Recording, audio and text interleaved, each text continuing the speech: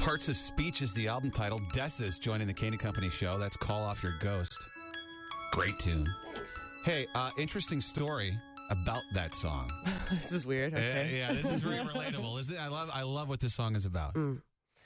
Most of the tracks on the album, though not all, most are almost completely autobiographical. So I'd actually gone to an old friend's wedding, and I knew that in all likelihood, like the big significant ex was also going to be an attendee at this wedding. Mm-hmm. So you have some time to sweat in your Sunday finest in the car, before you enter. Walked in, saw him, and there was like a moment, I think, where we were both really aware of the fact that this was our moment in which to decide like how graceful we could be. And so we walked over and we shook hands with one another's dates for the evening.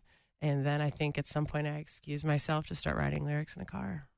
Oh, so. Wow, that quickly. It was, my fingers were in the socket in that particular day. It didn't take too much processing. Yeah. Do you still have a thing for him? I don't. I worked, it took 8 years, but worked it out. 8 years. Wow. That's good for your boyfriend currently. Yes, it is. We were talking about how you were making the record. I think people would be fascinated that how you did that. Just tell us a little bit how you recorded this record. I think it shows people about ingenuity. Indie, man, yeah. So most of the vocals for the record I record in my closet, which is right off of my living room. And to try to soundproof it, I just staple gunned a lot of blankets hanging on every surface, and I maybe hung a pillow from the ceiling to try to like deaden the sound so that it wouldn't echo and bounce all. Did you hear any? Around. Keep it down in there. I made amends with my neighbors several times, and I'd walk over with a big smile, and some Snickers bars or whatever, and say, tonight I'm going to be singing really high notes in the closet. So. Well, that was very nice of you. And the thing that I love about you is not only you Minnesota homegrown, and we love that here, but you could have taken, because you're so talented, a different track to the spotlight nationally. This has been a long climb for you. And tell us why that was so important for you, not to sell out, if you will, and stick true to who you are and take this route, the hard route. Been on Doomtree since I started. Will stay on Doomtree for as long as I can currently forecast. For me, the balance is an easy one. I can try to get really capitalized, see if there's a lot of money to be invested in my work. And to get that capital, to get that investment, I can forfeit artistic control, at least a share of it. And I'm really disinterested in it. Not because I'm trying to be self-righteous or holier than thou, but I think if I wanted to be rich, I would have gone to grad school and I would have gone to business. I want to be a musician, and I don't want to be famous for famous' sake. I want to try to develop a brand and a reputation for the music that I make and for the musical imagination that I'm working with. And if I were to give that away, then the whole thing is undermined. But one of the perks of going that big is that you do get to reach such a larger audience and get to hear your words heard by so many other people and touch so many other lives too. So there's that, right? I think you're right, but it's like if I could get more exposure but trade artistic control, then they wouldn't be my words that are being exposed anyway. So it's like, hey, you could be huge, but we're going to start writing some of your songs. Well, then 10 years later, you realize I got huge. I don't know who wrote any of these things. I didn't end up sharing my music at all. I ended up sharing music that was written perhaps by a focus group or was heavily, heavily influenced by a producer whose vision I didn't share. So it feels like unless it's my stuff, fundamentally, I'm just not really interested in it. Well, you definitely have an independent spirit, and you do so many things well. You actually gave the commencement speech at my son's University of Minnesota graduation, and it was eloquent and beautiful. And you had some cosmetics, right? Lipstick line? Yeah. Tell us a little bit about all these other things that you do as well, which probably keeps you balanced as an artist, not just music, right? I will say that I was really grateful that they gave you the big robe to deliver the academic commencement speech in, because it hides the shakes. No, I didn't get to keep it, but you don't see your knees knocking, You didn't seem nervous at all. Good.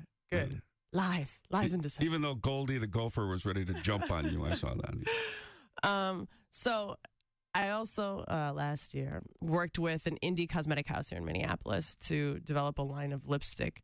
100% of my proceeds benefit CARE, which is an organization that helps support women's education around the world. Essentially, it supports literacy.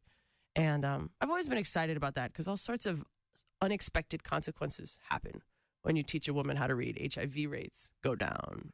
the way that a woman spends her income when she earns a little bit of cash looks really different than the way that men spend their income when they earn a little cash. Their spending habits are different.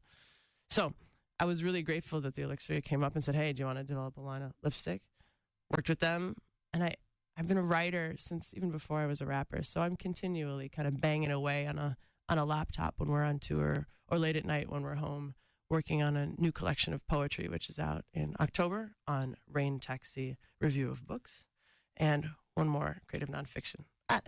Wow. And a lot of it's through necessity, though. It's been 10 years in the game, so you learn the skills you didn't have when I certainly was no publicist when we got in this game, but out of necessity. You learn everything. You look up the email addresses online and you start a press list and you Google, how do you write a press release? And 10 years later, you're halfway decent if you stay at it. So. Yeah. Dessa is here on the Kane & Company show on 96.3 K-Twin. Did you find any difficulty? Was there any roadblocks in being a white female rapper? Yeah. I think that there have been fewer people who looked me dead in the eye and said, you're not allowed to do this. There's been almost nobody who said that. But I did find it a challenge to land on an authentic sounding voice when so many of my models had literally the voices in their throats were really different than mine. I mean, they're rapping with a different instrument.